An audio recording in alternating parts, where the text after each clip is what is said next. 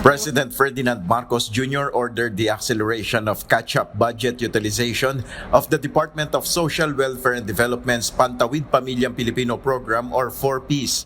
During the sectoral meeting with President Marcos in Malacanang, 8 agencies including the DSWD and Labor Department discussed updates on their respective agencies' budget utilization and catch-up plans.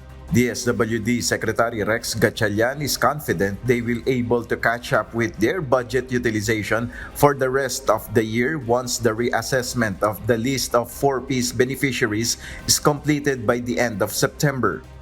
Kung matatanda natin ang 4Ps is 4.4 million households ang kasama dyan.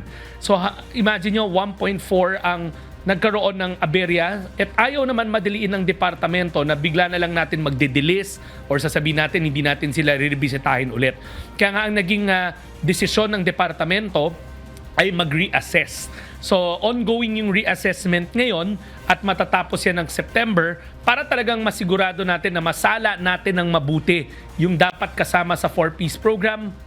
Upon the directive of the President, Secretary Gatchalian assured that upon completion of the reassessment, DSWD will swiftly initiate disbursement to the newly confirmed beneficiaries. Ang takeaway ko sa meeting namin ng Pangulo, bagamat bibilisan ang paggamit ng pondo, kailangan rin balansehin namin na makarating dun sa tama niyang intensyon. The DSWD received 151 billion pesos this year for its social protection programs, with the 4Ps program receiving the biggest chunk of its fund. Nel Maribuhok, UNTV News and Rescue, we serve the people, we give glory to God.